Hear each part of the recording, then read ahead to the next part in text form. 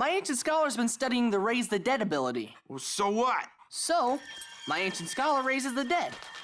CardWars, CardWars, CardWars. Today I'm going to introduce you to the next elemental deck, Lizard Holes. I know it sounds like you need context, but don't worry, it's actually not that much. I am recreating CardWars from both of this episodes of Adventure Time. The whole base game is complete, and now I'm just making the first 4 elemental decks to play. I have the Door and Corn decks done, so after this video, only crystals will remain. Elements in my game are significantly more varied and conceptually narrow than in other popular and worse card games. So I'm going to be going over all the cool concepts I worked through more so than individual cards. The journey creating the Lizard Holes element was very long. It ended up being way more difficult than I expected to figure out what its core concept would be and how to execute it. A while ago I said that it would focus on swapping things, because that's what the original card Mindhole Lizard did in our alpha playtest. But when designing cards during our members only livestream, I got lots of pushback from everyone on that concept, even from my co-host. There was name calling, objects were thrown, it was bad. But it wasn't that the swapping idea was bad, it was just that it didn't really make sense for the theme of Lizard Holes, or at least the theme that everyone else was envisioning. The rest of the stream ended up being a brainstorming session, and we eventually landed on the idea of having the element revolve around pulling creatures back up from your discard pile. Essentially, it would be a sort of horde deck where creatures in your discard pile aren't gone forever, but just underground so you can pull them back up and onto the field. The starting idea was that you would have creatures with a burrow keyword, which lets them discard themselves to place a lizard hole, which would somehow allow you to place the top cards of your discard pile back onto the board. After the stream and around this time, I was also informed by another friend that abilities that require you to keep track of the order of your discard pile are generally disliked by the gamer community, which added a bunch of complexity to the balancing for me to figure out right off the bat, and obviously invalidated a part of that first idea. I'm going to describe the first draft concepts we worked through in general terms instead of tearing each and every one into scraps for you. The starting idea was that you could discard your burrow creatures to place a lizard hole, which could damage itself to pull a few cards from your discard pile and place them there. This allowed too much freedom and either was too powerful because it let you put a bunch of creatures back, or didn't feel like a horde mechanic because it was only resurfacing one creature at a time. The horde should be go go go and not nice lizard sun rock naps. But hey, if the lizards are taking a rest anyway, you should take that opportunity to rest with Manta Sleep. Thank you to Manta Sleep for sponsoring this video. Manta Sleep masks are comfortable and adjustable for every night use, and with the 100% darkness guarantee, it's also perfect for midday naps when your opponent is taking too long on their turn. And unlike your opponent, the Manta Sleep masks are made of soft, durable materials and apply 0 eye pressure to ensure you get a full night's sleep. And if you need professional level help sleeping, consider the Manta Pro Sleep Mask. It is overwhelmingly breathable, and you can even buy interchangeable cooling or warming eye cups to meet your personal sleeping needs. Whichever Manta Sleep product you decide to get comes with a 60-day money-back guarantee and free shipping. Head over to Manta Sleep and use code BigHoles to get 10% off your order. There is also a link in the description to go to the exact same place.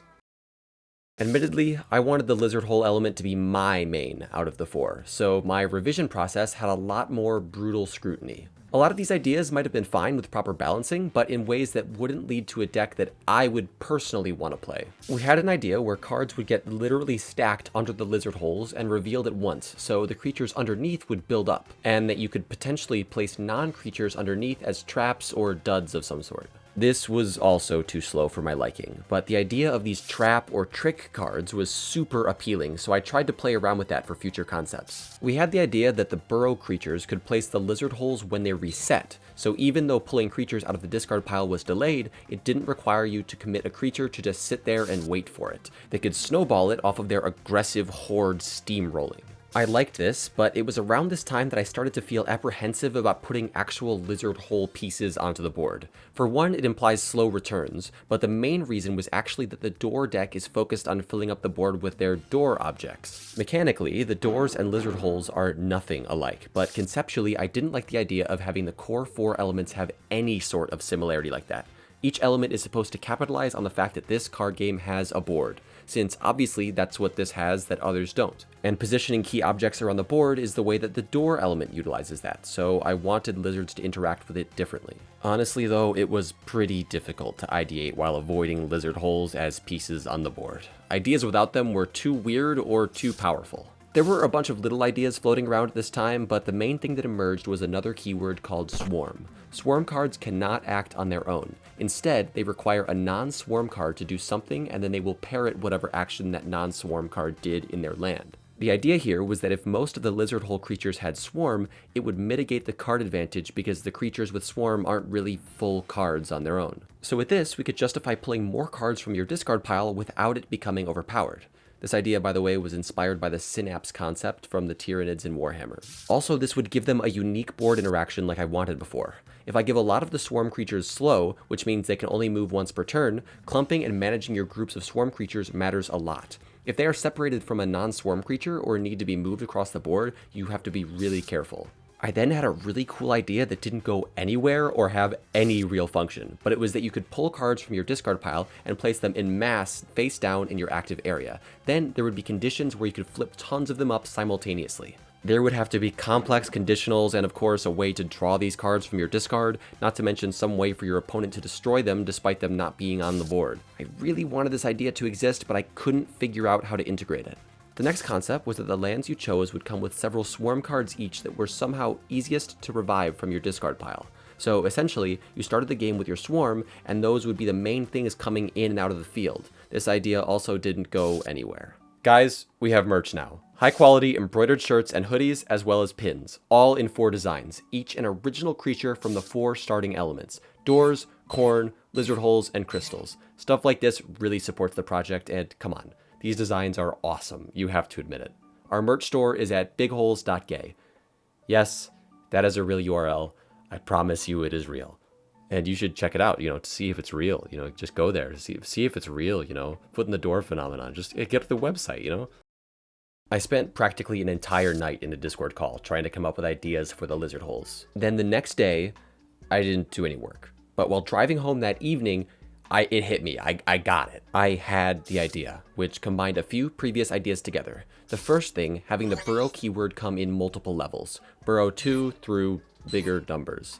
The concept is a tiny bit complicated, but I don't think it goes too far. When a creature with burrow resets, you subtract the number of creatures you control from the burrow level of that creature. The result is the amount of total health from creatures you can pull from your discard pile and place onto its land. So if your result is 3, then you can search your discard pile and pull out creatures with health stats that add up to 3. For example, a 1-2 and a 1-1, or 3 1-1s, or just a 2-3. With that established, the element would consist primarily of weak, pitiful baby swarm creatures that are useless on their own, and powerful generals that start on your board. These generals are the primary creatures you have access to that have high level burrow and do not have swarm. To fix some specific playtesting problems that I'm not going to get into, but also for cool effect, I gave the generals a new keyword called unique. Essentially, it just means that only one of this card can be on the board at once. Any others are discarded.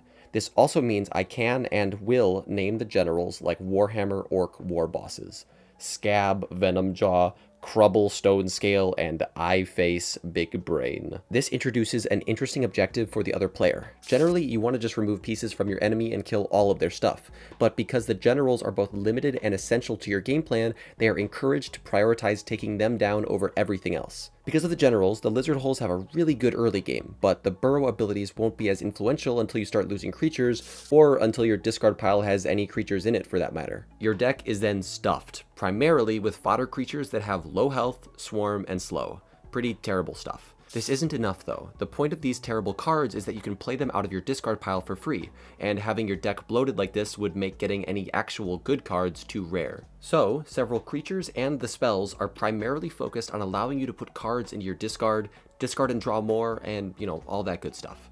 This not only stuffs your discard with the weak creatures, but allows you to sift your deck and keep the good cards in your hand. When I made the first tester cards for this, I ended up making the generals way too strong, like way too strong.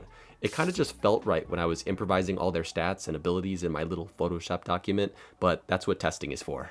All of this ended up coming together so nicely. After playing the deck, it's definitely my favorite, but if you watched the recent livestream, you know I'm still no good at the game. I'm getting better though, and having Grant help me, I'm just no good at focusing on what I'm doing. I digress. Lots of this stuff is subject to change still, but the overall concept is pretty much locked in. For example though, I have yet to test an idea where the generals start under your lands and you can only reveal one of them per turn. That doesn't change the overall element functionality though, so lizard holes is quote unquote done. Next element is crystals, which I've already begun a bit of work on. They will center around the element-specific keyword shatter. When a creature with shatter dies, it triggers certain effects on other cards you have in play. I intend to have this mostly refer to structures, which will then use shatter to give you way more options and create little units onto the board to make up for the fact that you have to have your creatures die to have all this happen. The second playtest is rolling up on us quickly, around the end of this month, and I'm relying on you guys to point out how completely, overwhelmingly unbalanced and broken this game is. I cannot wait for all of your brutal feedback. Thank you guys so much for watching. Gently touch that subscribe button, please, and also the like button. Not necessarily in that order, you don't have to subscribe to like it. By the way, if you thought the Manta ad was a face reveal, then you haven't seen all the videos before this Card Wars stuff. My face is even on several thumbnails.